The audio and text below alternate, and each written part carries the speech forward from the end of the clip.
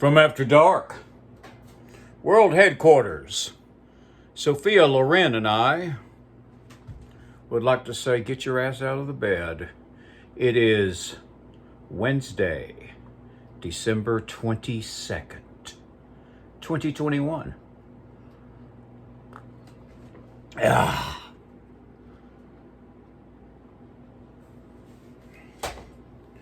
For Mr. and Ms. America, all ships at sea, all sods everywhere. This is your favorite. I like the way the little Santa hat just hangs there. You flip it back. Actually, it looks more out of control like this. I think I'm going to keep it like this. It's your favorite correspondent, KD, for your morning report from KD After Dark. Let's begin with my Hall of Fame. Now, I want you to check this good stuff here out. All right, you will see, this is Jesco White, the Dancing Outlaw, autographed. Seems his relatives were doing some sort of side hustle where they print off this photograph and get Jesco to sign it.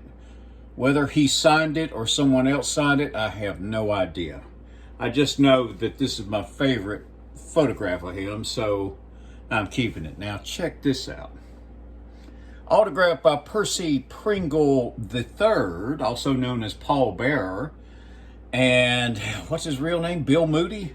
He's passed away now, but I love this picture because he signed it. And he's with Michael P.S. Hayes and Terry Gordy. And all I can say is Percy Pringle III, you should look up some of his YouTube videos and some of his promos. They are great. This one, this is I had a good friend who used to go through the Chicago Tribune, I think, where they would sell old 8x10s that they would use for different purposes in their newspapers. This is from Thunderbolt and Lightfoot. Two great actors here. Clint Eastwood, Jeff Bridges. And Jeff Bridges is laying on the charm to the little cutie waitress here taking his order. So, I like all three of them. And especially since he's passed away. So let's get to the reading, shall we?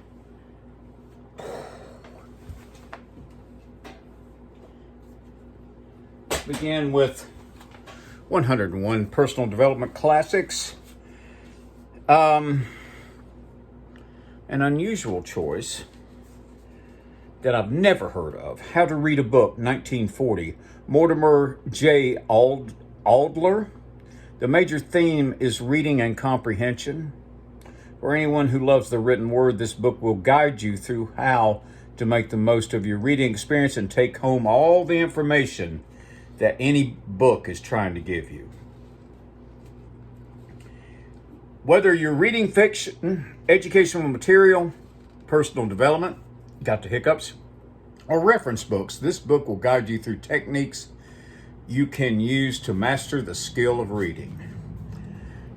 I've never even seen this book, but it's on my radar. We shall continue with this. Just like we're going to continue with Escape the Wolf, Risk Mitigation by Clint Emerson. Something here in the back I think is very good. And it's called Personal Conduct Overseas. A hostile or even friendly intelligence organization is always on the lookout for sources vulnerable to coercion, addictions, greed, or emotional manipulation. To eliminate or at least diminish the possibility of doing something inadvertent that would bring your activities to the special attention of one of these agencies, here are some things to remember. Do not do anything which might be misconstrued or reflect poorly on your personal judgment, professional demeanor, or embarrassing to you and or your company. Do not gossip about character flaws, financial problems, emotional relationships, or marital difficulties of anyone working for the company, including you. This type of information is eagerly sought after by those who would like to exploit you or another employee.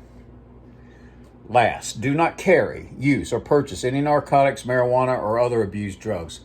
This might be different if you're in Amsterdam, but for the most part, very true.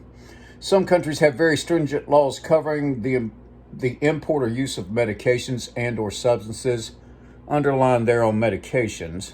If you are using a prescription medication that contains any narcotic substance and or medication that is subject to abuse, such as amphetamines, tranquilizers, carry a copy of the doctor's prescription. Never heard that stated like that, and requirements prior to departure. Some countries may require additional documentation certification from the doctor. We shall continue with this, but for now,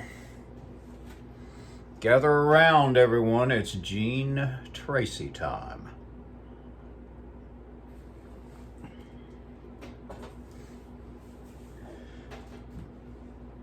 And it's going to be another wow time tonight. I'll try to tell it in the Gene Tracy style.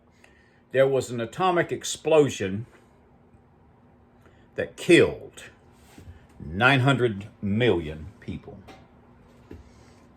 And so in heaven, there was a huge crowd trying to get in.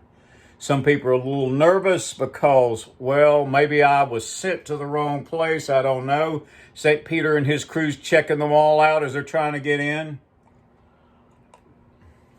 There's one guy sweating bullets because he didn't know where they needed to be there or not. All of a sudden, this huge roar came from the very back of the crowd. Somebody from the front yelled, "Hey! What's going on back there?" And a voice came back, "Whoopee! They're not going to count fucking!" Yeah! That's Gene Tracy for you. That's Mr. Truck Stop to you. We love Gene Tracy. Just like we love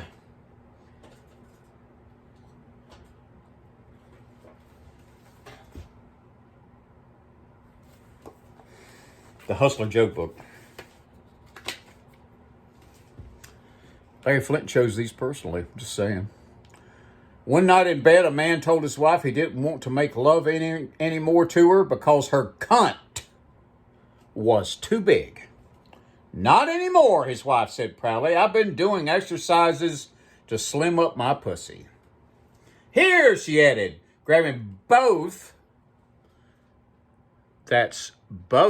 of her husband's hands and shoving them up her twat. "Now what?" he asked. "Try to clap your hands," the wife said.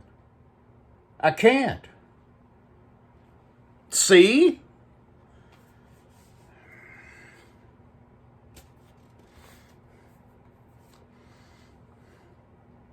I'm very happy to have these Hustler Joke books. The last thing we shall explore today, Zavira Hollander has left the building.